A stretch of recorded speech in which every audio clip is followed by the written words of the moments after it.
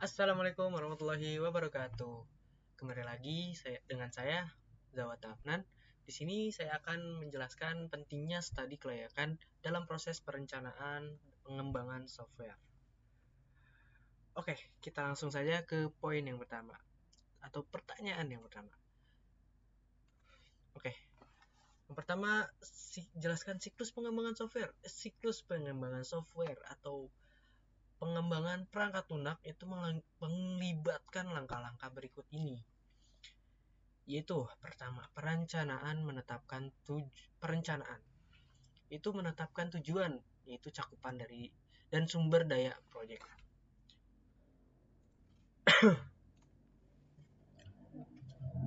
Itu seperti ini, tahap awal dalam siklus pengembangan perangkat lunak, yaitu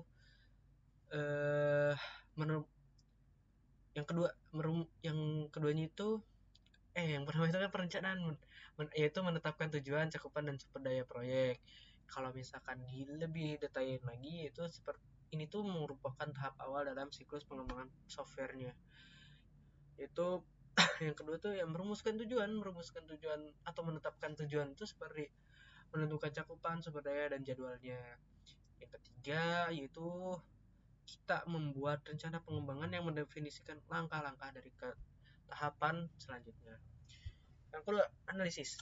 Itu memahami kebutuhan pengguna dan menentukan persyaratan. Itu kita pahami dulu nih, analisis dulu. Apa saja sih yang dibutuhkan pengguna itu dalam menggunakan aplikasi atau software. Misalkan butuh fitur ini, butuh fitur itu, dan lain sebagainya. Nah, itu dengan cara kita harus memahami kebutuhannya pengguna dengan kebutuhan pengguna dan menentukan persyaratannya. Yang ketiga, desain. Membuat desain perangkat lunak dan rencana pengujian. Nah, desain ini tuh lumayan penting karena gimana customer tuh suka dengan desain-desain yang memang mudah dipahami gitu loh. Nah, 4, implementasi. Itu mengoding. Jadi ngoding dan mengembangkan perangkat lunaknya atau softwarenya itu. Kita maksudnya tuh langsung terjun ke codingannya, langsung mengerjakan si softwarenya tersebut, yaitu pengujian atau testing. Itu menguji perangkat lunaknya atau softwarenya itu untuk melihat kualitas dan keandalannya. Kalau misalkan emang ada masalah ya balik lagi gitu loh, ke implementasi lagi atau ke desain lagi untuk didesain lebih bagus lagi. Yang keenam, pengiriman, yaitu memasukkan perangkat lunak atau software ke dalam produksi atau kepada pelanggan. Pemeliharaan ini juga gak kalah pentingnya, karena dimana seiring berjalannya aplikasi tersebut atau aplikasi web tersebut suka muncul beberapa bug atau ada serangan-serangan dari virus-virus yang ada di internet gitu loh. Nah, mengevaluasi hasil kerja dan serta menarik pelajaran. Setelah kita selesai dengan pengembangan software kita harus mengevaluasi ada apa saja nih yang memang kurang, atau ada apa saja nih saat kerja tim yang seharusnya kita bisa benahi kembali nanti di masa depan. Atau ya seperti itulah pokoknya. Siklus ini bisa linear atau iteratif tergantung dengan metodologi pengembangan yang digunakan. Karena metodologinya itu ada beberapa gitu. Setahu saya ada 3. Oke, lanjut.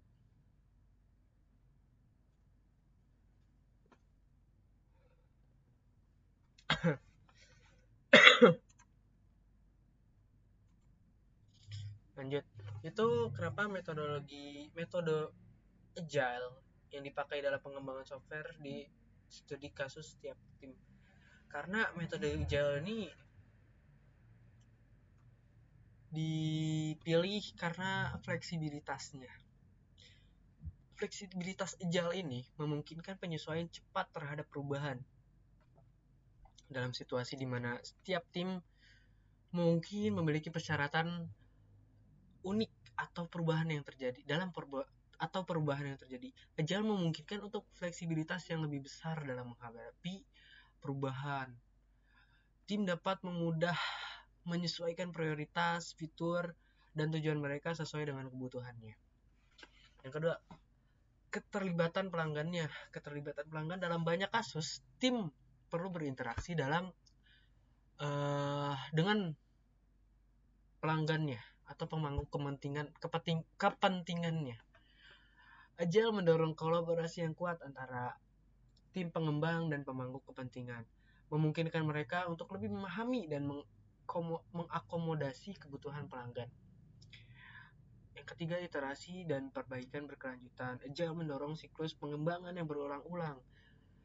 Ini berarti timnya dapat terus memperbaiki produknya berdasarkan umpan balik atau feedback dari pelajaran dan iterasi sebelumnya. Hal ini penting dalam menghadapi perubahan kebutuhan atau kendala yang mungkin sering muncul gitu seiring waktu. Yang keempat, kepemilikan kolaboratif. Setiap tim memiliki pemahaman yang lebih baik tentang tujuan dan tanggung jawab mereka. Ini dapat meningkatkan rasa kepemilikan dan keterlibatan dalam kesuksesan proyek kita. Yang kelima, pengiriman bertahap. Agile memungkinkan pengiriman produk dalam potongan-potongan kecil yang dapat diuji dan dinilai secara terpisah. Ini dapat membantu mengurangi resiko dan memastikan bahwa produk memenuhi ekspektasi. Yang keenamnya itu peningkatan komunikasi. Agile mempromosikan komunikasi yang lebih aktif dan terbuka di antara anggota tim dan dengan pemangku kepentingan. Ini membantu mencegah kesalahpahaman dan memastikan bahwa semua pihak terlibat memahami kemajuan dan tantangan yang dihadapi. Yang ketujuh, meningkatkan kualitas. Dalam banyak kasus, setiap tim ingin menghasilkan perangkat lunak berkualitas tinggi, software yang sangat-sangat bagus gitu loh. Metode agile ini seperti Scrum atau Kanban mempromosikan praktik-praktik pengujian dan pembaruan berkelanjutan yang berkontribusi pada kualitas produk yang lebih baik. Yang terakhir ini, itu tuh kepuasan pelanggan dalam mendekati pengembangan atau perangkat lunak tuh secara iteratif dan berfokus pada kebutuhan pelanggan. Agile dapat meningkatkan kepuasan pelanggan dengan produk yang lebih sesuai dengan ekspektasi mereka. Kita itu karena kita dalam agile ini harus dekat dengan pelanggan kita. Kepuasan pelanggan tuh pasti kita nomor satukan gitu loh. Jadi kepuasan pelanggan adalah kesenangan dan kepuasan pelanggan adalah kepuasan kami semua begitu. Oke, kita lanjut. Wow, banyak ya. Jelaskan, itu pentingnya studi kelayakan dalam merencanakan pengembangan software. Studi kelayakan itu dalam merencanakan pengembangan software itu sangat penting karena membantu memastikan bahwa proyek tersebut tuh layak secara ekonomi, teknis, dan operasional sebelum investasi besar dilakukan masuk ke dalam proyek kita gitu loh. Berikut adalah beberapa alasannya nih. Alasan yang pertama, evaluasi keuangan. Studi kelayakan ini membantu dalam menilai apakah proyek pengembangan software kita akan menghasilkan hasil yang ekonomis. Ini melibatkan perhitungan biaya awal, biaya operasional, perkiraan pendapatan, dan tingkat pengembalian investasi kepada investor-investor kita. Studi ini membantu organisasi untuk menghindari investasi yang tidak menguntungkan. Nah, itu. Karena banyak beberapa kasus di mana bakar duit gitu loh. Bakar duit yang gak ngehasilin apa-apa gitu loh. Memang naik tapi gak ngehasilin apa-apa begitu. Oke, yang kedua, analisis teknis. Studi kelayakan membantu dalam menilai apakah teknologi yang diperlukan untuk pengembangan perangkat lunak ini tersedia dan dapat diimplementasikan. Ini membantu mengidentifikasi potensi-potensi hambatan teknis dan resiko dalam proyek. Yang ketiga, evaluasi resiko. Dalam studi kelayakan, resiko-resiko proyek itu diidentifikasi dan dievaluasi. Hal ini membantu dalam perencanaan dan mitigasi resiko atau memastikan bahwa proyek itu memiliki peluang kesuksesan yang lebih tinggi gitu loh. Jadi kita evaluasi resiko-resikonya itu sangat penting sih sebenarnya. Karena di depan tuh kan nggak tahu ada apa gitu. Nah, evaluasi resiko itu meminimalisir agar apa ya namanya kesalahan-kesalahan itu yang akan terjadi tuh diminimalisir seminim mungkin agar kesuksesan software kita itu sangatlah tinggi gitu. Nomor 4, penilaian waktu. Studi kelayakan membantu dalam menetapkan perkiraan waktu yang diperlukan untuk menyelesaikan proyek. Inilah penting, ini penting nih, ini penting dalam perencanaan proyek dan manajemen sumber daya. Ya, nilai aja gitu loh maksudnya.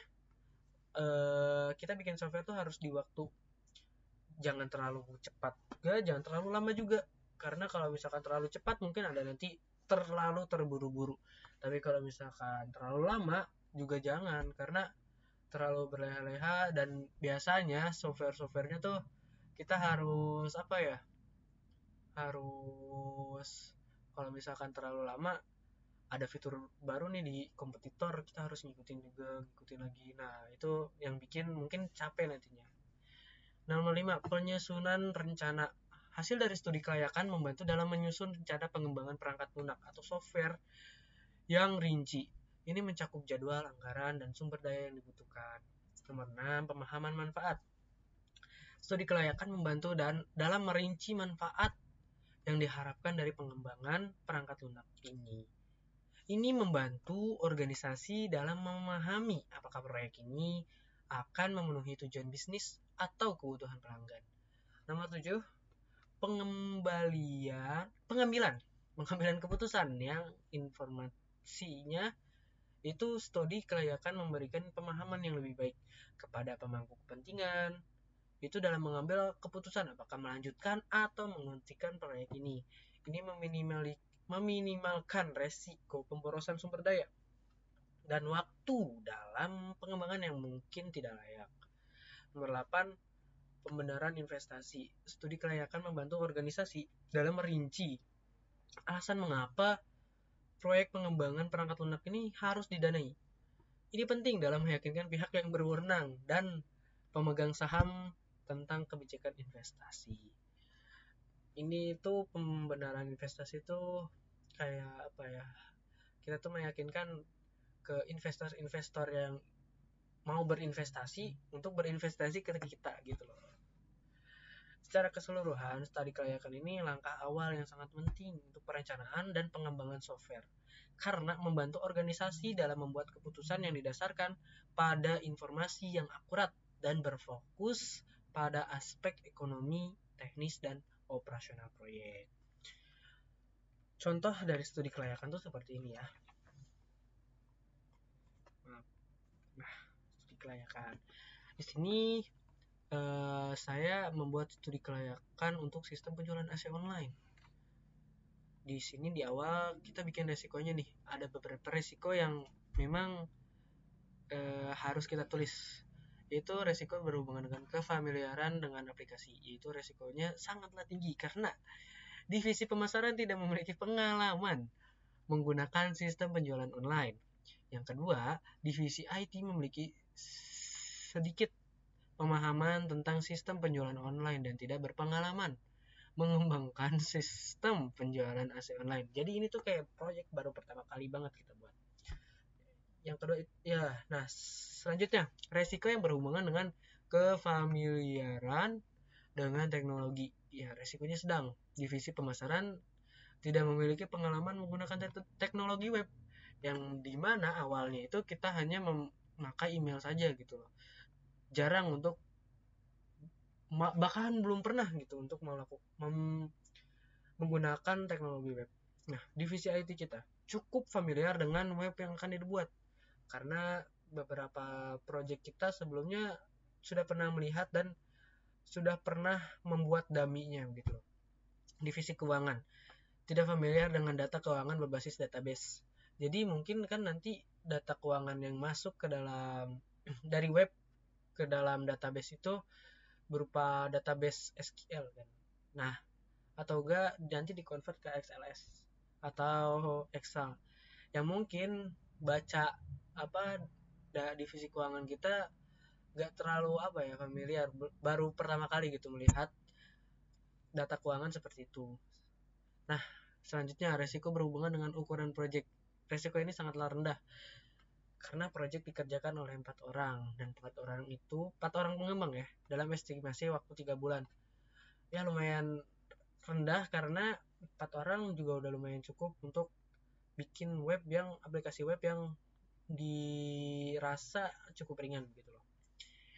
Kompatibilitas dengan sistem infrastruktur yang ada itu resikonya sedang, dimana sistem pemesanan atau booking yang ada sekarang menggunakan via email. Nah, yang saya sudah bilang tadi, jadi akan sangat berbeda atau sangat berubah dengan sistem penjualan berbasis web yang akan dibangun. Gitu. Oke, kelayakan ekonomi, cost benefitnya, analisis yang telah dilakukan, ini saya belum buat karena memang belum dibuat benefit analisisnya gitu loh. Tapi untuk untuk gambaran, jadi kelayakan ekonomi itu ada ROI atau return on investment setelah 3 tahun, BEP break even, pokoknya itulah. Nah, yang ketiga total keuntungan setelah 3 tahunnya. Oke, selanjutnya kelayakan organisasi. Secara organisasi, resikonya rendah. Tujuan dari pengembangan sistem penjualan AC online ini adalah meningkatkan penjualan perusahaan, dan ini selaras dengan KPI marketing yang arah peningkatan kuantitas penjualan. Oke. Selanjutnya yaitu melakukan studi kelayakan berdasarkan sisi teknis, ekonomi, dan organisasi dengan contoh sesuai studi kasus masing-masing. Oke, ini yang tadi saya liatin ya. Itu pokoknya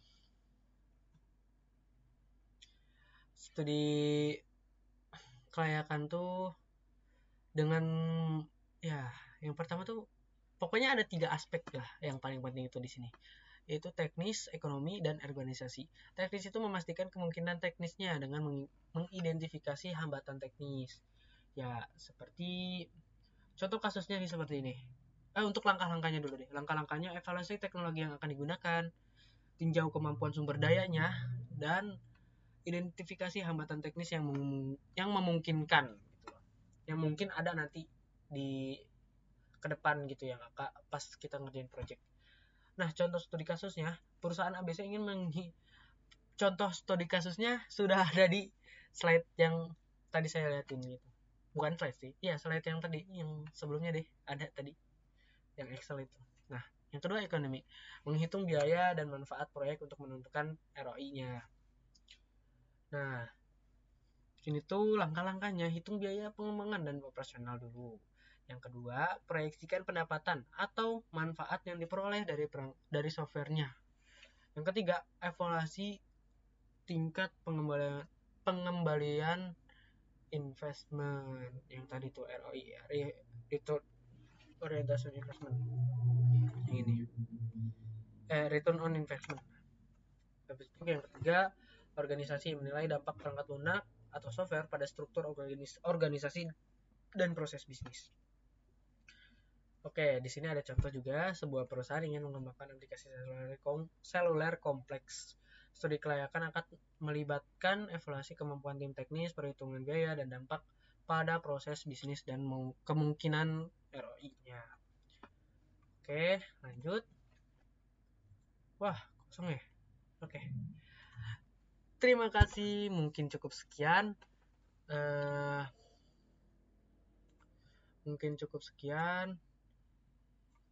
Terima kasih.